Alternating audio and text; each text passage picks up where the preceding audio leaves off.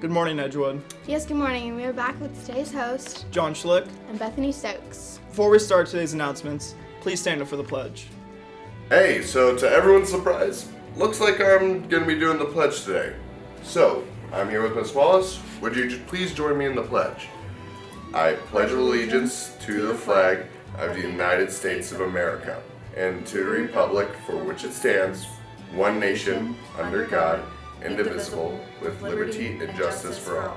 Now that you're hopefully seated in a chair, let's get on with today's announcements. Today's lunch is Buckeye Stromboli with marinara sauce, broccoli bites, cucumbers and dip, assorted fruit juice, and fresh fruit. Observances today include National Brownie Day, National Christmas Tree Day, and National Lard Day. Next week is Christmas Spirit Week. Monday is Baby It's Cold Outside. Wear winter hats and socks to brave the cold. Tuesday, light up the hallways in festive garlands, lights, or tinsel. Wednesday, dress up as your favorite holiday movie character. On Thursday, dress in the ugliest Christmas attire that you have. On Friday, match with a group of friends for Family Photo Friday. When we come back from the weekend, we'll have 2 days before going on Christmas break on Wednesday, so dress in festive holiday clothes on Monday and wear your comfiest PJs to celebrate Polar Express PJ Day on Tuesday. Looks like we got the weather. Let's hear it, Daniel. Good morning, Edgewood. For today, we have a high of 53 and a low of 38. It's going to be partly sunny. On Saturday, it's going to be partly cloudy with a high of 57 and a low of 44. Sunday, a chance of rain with a high of 43 and a low of 34. That would be all for today's weather. Have a great weekend, and back to the desk. Thank you, Daniel. And here's Seth and Brock with sports. Thank you, Bethany and John, as we are finally back with our winter sports season. No Seth today because he didn't want to. Starting out with girls basketball, they played Tuesday night against Harvey. JV got the win 23-13 as Jay Phillip led the way with 8. Varsity also won Tuesday, which improves them to 3-0. They beat the Red Raiders 62-21. Avery Venzel scored 11. The Lady Warriors will host Geneva on Friday at 5:30. The boys bowling team lost to Jefferson on Tuesday 2,523 to 1,738. Ian McConnell led the way, shooting a 140 and a 193. Girls lost a close one to Jefferson in bowling, 1,683 to 1,630. Isabel Stebbins led the way, shooting a 178 and a 155. That's all for sports this week. Back to the desk. Thank you, Brock. Thank you, Seth. Now here's Jacob with the birthdays.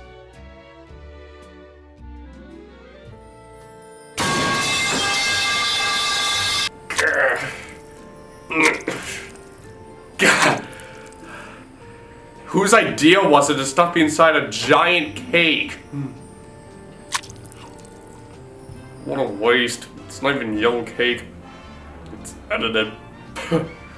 Anyways, happy birthday to Envy Doyle, a senior, and this Saturday, happy birthday to Addison Lamson, a sophomore. Thank you, Warrior Nation, and have a great day. Now back to John and Bethany. I gotta find a way out of all this. All right, thank you, Jacob, and that seems like the end of the show. See you next time, and Thanks for watching. Edgewood Media!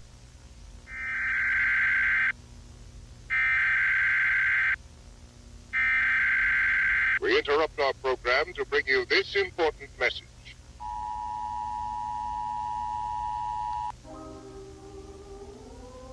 There is an update on the race situation. There is an infection that has been found to be produced by the race species. This infection is called WTV, or the race transmittable virus. WTV is still being researched at this point, but what we do know is that it is highly contagious and deadly. But WTV is not normal viruses, transforms and debilitates the host. You can contract WTV by being bitten by a wraith or an infected host. This virus also affects the brain of the host. Starting in the frontal lobe, it eats away at the brain, causing changes in mood, attention deficits, difficulty problem solving, lack of impulse control / risk taking, and reduced motivation. Then it moves to the temporal lobe, causing prosopagnosia, hallucinations, unsteady walking, aggressive behaviors, and long and short-term memory loss. Next it moves to the parietal lobe, causing disorientation, difficulty discriminating between sensor information, hemispatial neglect, and disrupted ability to read and write.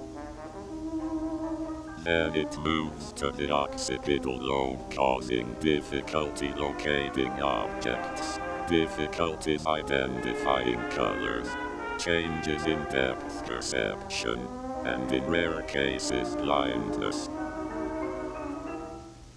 Final, it moves to the cerebellum, causing inaccurate or jerky movements, slurred speech, vertigo, tremors, clumsiness, and dystonia.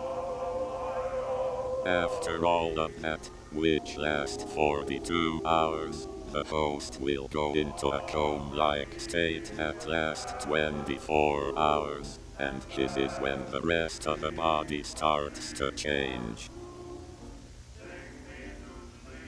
It starts with a discoloration of the veins, because the blood of the host stops flowing at consistent rate. Then the humerus bone in each arm starts to elongate, sometimes causing tearing of the skin.